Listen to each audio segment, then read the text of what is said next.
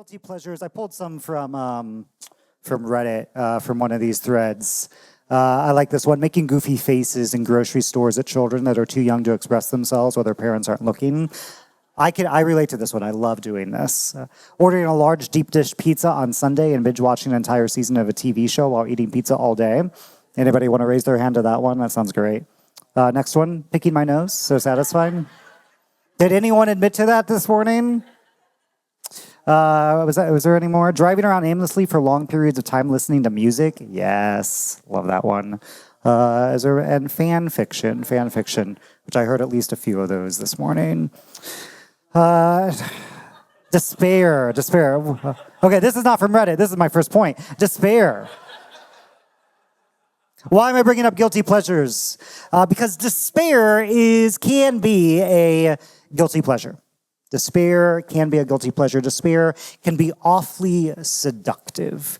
As we enter into the colder and the darker months, as we continue in a year that we wish would just go ahead and end already, despair can often be its own guilty pleasure. One of my favorite authors and YouTubers, John Green, in his book, The Anthropocene Reviewed, which is this beautiful book where he gives 5-star ratings to just various things in life. And I've read sections of it. My wife keeps telling me that I need to finish reading the whole thing, which I do, but I'm going to quote from it anyway. In The Anthropocene Reviewed, he reflects on what he calls the temptation of despair, and named what I think many of us can feel, the simplicity of it. Despair offers a horrifying kind of consistency. Everything is terrible. Nothing matters. Why bother? In a worldview that requires absolutely no nuance, no wrestling, and no hope. And honestly, in December 2025 in Washington, D.C., a simplicity of what to hold on to, like despair, can feel awfully comforting. To name what you and I and our neighbors are going through, federal troops continue to patrol our streets, our police department federalized against our will, homeless neighbors removed from encampments with nowhere to go, a city's budget slashed by $1 billion, all of this justified by claims of a crime emergency when crime rates are at 30-year lows. And then you zoom out, and there's the climate, and there's rights being stripped away and the constant churn of cruelty presented as policy. And so despair can whisper, this is how it is. This is how it will always be. Nothing you do matters. And I think that whisper is where we're meeting John the Baptist this morning in what Emily read. So this sermon is like the DC Metro. It comes in 6 parts. Number 1, John's crisis. Number 2, Jesus' answer. Number 3, what this means for us. Number 4, what do we do with hope that trembles? Number 5, what is the good news? And part 6, our invitation and challenge this morning. So part 1, John's crisis. What do you do when your Messiah disappoints you? The book of Matthew says that when John was in prison, so notice, he's not in a good situation right now, and he hears about the deeds of the Messiah, he sent word by his disciples, John's disciples, and said to Jesus, are you the one who is to come? Or are we supposed to wait for another? And that phrase, in prison, it's not a throwaway detail. John isn't in the local county lockup. He's in Herod Antipas's fortress prison. And this Herod, his family ruled through brutality and fear for decades. His father was the one who would slay the children under 2 in Bethlehem. And now Herod Antipas has come into power. He has taken John who has preached against Herod's policies and marriages and lifestyle, and he has had John thrown into prison. And if you know the rest of John's story, he will eventually have John beheaded at a feast, at a banquet, to satisfy a grudge. John is pretty well aware of this. If once you're thrown into Herod's prison, you're likely not getting out alive. And from that cell, he's hearing reports of what Jesus has been up to. So John sends his disciples with a question, which I think is pretty desperate. You know, the Bible doesn't give us a lot of intonation or italics or characterization, but it sounds pretty desperate to me. Are you the one? I'm in prison. You're supposed to be the Messiah. Or do we have to keep waiting? Now, what we have to understand is that John has very specific ideas about what the Messiah would do. Earlier in Matthew's gospel, we actually get to hear John preach about the coming Messiah. And this is what John says. Even now, the axe is at the root of the trees, John says. And every tree that doesn't bear good fruit is cut down and thrown into the fire. His winnowing fork is in his hand, and he, the Messiah, will clear his threshing floor and gather his wheat into the granary, but the chaff he will burn with unquenchable fire. So John has a pretty strong mental image of what Messiah will do. It's an axe, it's a winnowing fork, it's fire, it's separation, it's judgment. John expected the Messiah to come and clean house, cut down the corrupt, separate the righteous from the wicked, burn away the oppressors, establish God's kingdom through dramatic, visible, unmistakable action.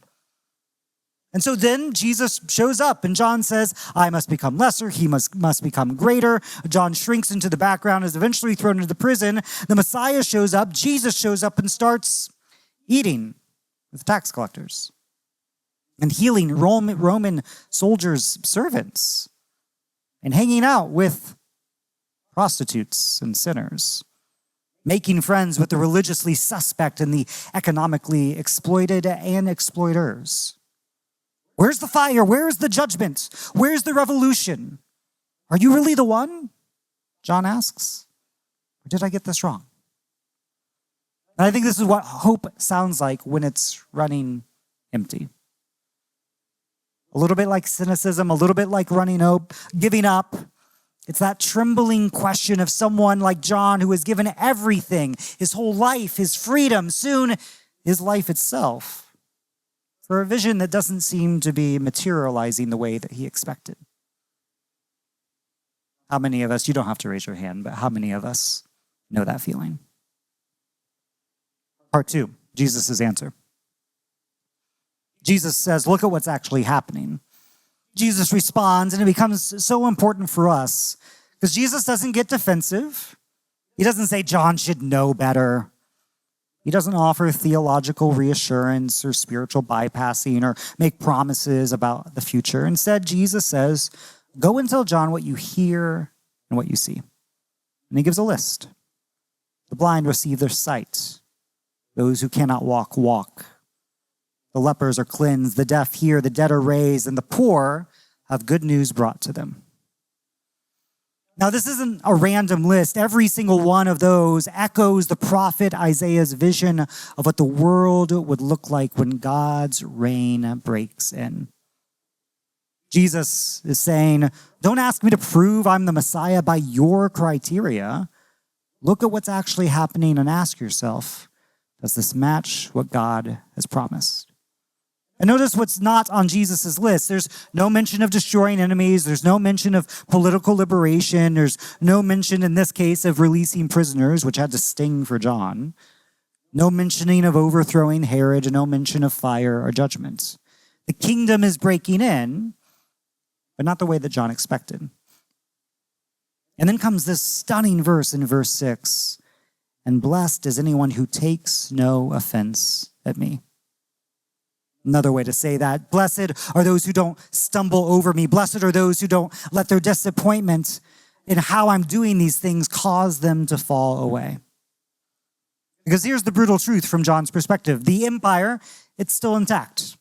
Herod still reigns. Rome still reigns. John is not going to be released from prison. And in a few chapters, Matthew will tell us that Herod has John executed.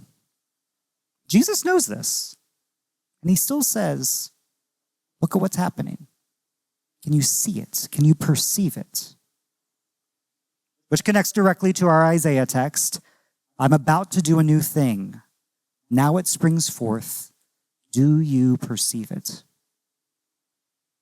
The word perceive is so important, particularly in Advent, a season of waiting and expectation. God isn't asking, do you see spectacular miracles? God is asking, can you see what's actually happening? Or are you so locked into your expectations that you can't recognize God's work when it's right in front of you? Part 3, what this means for us. John Green has this line I always come back to. He says, destruction is often fast, loud, and dramatic. A reparative work tends to be slow and quiet and unspectacular. A service can close in a matter of weeks. Rights can get stripped away with the stroke of a pen. Troops can occupy a city overnight. An executive order can upend thousands of lives in an instant. A prophet can be executed at a party. But the work of restoration, there's a food pantry that runs week after week, or a drop-in center for homeless youth. Showing up for a protest training even when you're exhausted. A benevolence fund quietly paying someone's electric bill. Mutual aid networks getting people where they need to go. Marching at Pride even when it feels futile. Checking in on your neighbor. Organizing and caring. And refusing to let fear have the last word. I think that's what hope looks like when it's running out. It's small, but faithful. Unspectacular acts of repair that no one is going to write headlines about.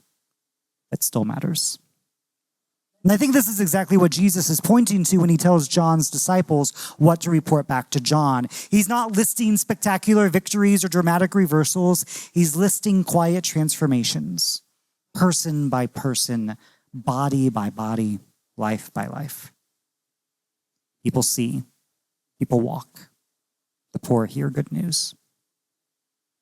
And for Jesus, those were not metaphors. They were actual people whose lives were actually changing. Not because an army marched in, not because a regime fell, but because God's kingdom works like yeast in dough, like seeds scattered, like light slowly dawning. Part 4. After John's disciples leave, Jesus turns to the crowd and says this about John. Truly, I tell you, among those born of women, no one has arisen greater than John the Baptist. Jesus says this about a man who, from a prison cell, just sent a message questioning whether Jesus was really the Messiah. Even in John's doubt, according to Jesus, John is still the greatest. Even questioning, even running out of hope, even asking, are you sure you're the one? From a dark place. Jesus does not see John's crisis of hope as disqualifying. He sees it as part of what makes John faithful. And the pastoral word that I need you to hear this morning is that hope that trembles is still hope. You don't have to have it all figured out. You don't have to be certain. You don't have to manufacture optimism or pretend things are fine when they're not. You can bring your exhausted, trembling, barely there hope to God and say, I don't know if I can keep doing this. Are you really at work here? Does any of this matter? Those questions don't make you unfaithful. They make you human. They make you honest. And according to Jesus, they don't disqualify you from being great. So what is the good news of this text, part 5? The good news is this. Hope is not grounded into outcomes or visible success. Hope is rooted in perception, in learning to see where God is actually at work, even when it doesn't match our expectations, even when the big changes we long for haven't arrived yet. I have a mentor or coach that I see every couple of weeks, and he's a yoga practitioner. And he was going to yoga week after week after week, and he had a substitute yoga teacher. And her sort of tick that she would keep saying during the practice was do not lust for results. And her point was rather keep showing up, keep practicing, keep the movement. Don't lust for results, because it's actually in the lusting for results that you will hurt yourself, injure yourself, break yourself, and get the opposite of what you intend. Hope is not grounded in outcomes or visible success. Hope is rooted in perception and learning to see where God is actually at work. The good news is that lives are being changed and transformed, and people are hearing good news, and your small, faithful, unspectacular acts of repair are part of how God's kingdom breaks into the world. The good news is that you don't have to see the finish line to run the race. And in a results-based culture where everything is metriced out the wazoo, living a sort of faith that gives up seeing the finish line but keeps running the race is incredibly difficult and countercultural and counterintuitive. But you don't have to live to see liberation to participate in the work of freedom. The good news is that even when despair is simple and hope is hard, despair is false and hope is true. It's not optimistic, it's not naive, it's not cheap, it's true. So my invitation to you this Advent is first, the challenge is to choose the more difficult path. Despair is simple. Despair would have us believe our small acts of kindness don't matter in the face of overwhelming darkness. But what if we refuse that lie? What if we kept showing up anyway? In the coming weeks, when a church asks you to give or a charity asks you to serve, when you're asked to invest in something despair says is impossible, what if you were that community that refuses to stop repairing the world? The people who believe in the slow, quiet, faithful work that still matters. Secondly, to adjust your vision, to ask yourself, what do I hear and what do I see and where are the quiet signs of transformation? We're familiar with that still small voice of Elijah waiting to hear the voice of God, and I think the same practice is necessary to hear the moments of transformation and hope. There will always be louder voices to tell you of destruction. Are we listening to the quiet voices to tell us of hope? Because they're there. It just doesn't always look like what we expected. And I see it every week in this community and this church and all the stories that not all of us can possibly be aware of, the ways that we show up for one another in love. Activists organizing when they're exhausted, people caring for their neighbors without fanfare. I see resurrection happening in small, ordinary ways. Third, keep bringing your trembling hope. Don't try to manufacture certainty. You will exhaust yourselves. Don't fake optimism that you don't feel. Bring your questions, bring your exhaustion, bring your I don't know if I can keep doing this. That honesty is the raw material that God works with. God, I would say, can't work with your lies, but he can work with your honesty. And finally, keep planting seeds. It's hard to admit and to confess that we may not see the harvest. John didn't, Moses didn't, Jesus didn't, Paul didn't. Every prophet and apostle died before seeing the fullness of God's kingdom.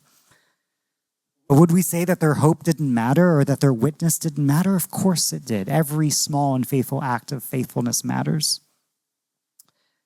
Liberation theologian and poet Ruben Alves wrote this poem. He wrote, "What is hope? It is the pre-sentiment that imagination is more real and reality is less real than it looks. It is the hunch that the overwhelming brutality of facts that oppress and repress us is not the last word. It is the suspicion that reality is more complex than the realists want us to believe. That the frontiers of the possible are not determined by the limits of the actual, and in a miraculous and unexplained way, life is opening up creative events which will open the way to freedom and resurrection. But the two, suffering and hope, must live with each other. Suffering without hope produces resentment and despair, but hope without suffering creates illusions, naivete, and drunkenness. So let us plant dates, even though we who plant them will never eat them. We must live by the love of what we will never see. That is the secret discipline. It is the refusal to let our creative act be dissolved away by our need for immediate sense experience, and is a struggled commitment to the future of our grandchildren. Such disciplined hope is what has given prophets, revolutionaries, and saints the courage to die for the future they envision. They make their own bodies the seed of their highest hopes. So friends, this week, be a seed. Do one small act of repair, show up to one meeting, make one phone call, pay one electric bill, check on one neighbor, cast one seed of hope into the wind, and trust that God will make something grow, even if you never see it bloom. God is at work, not in Empire's loud, spectacular way, but in the quiet, persistent resurrection way. And you, trembling, doubting, running out of hope, you are part of that work.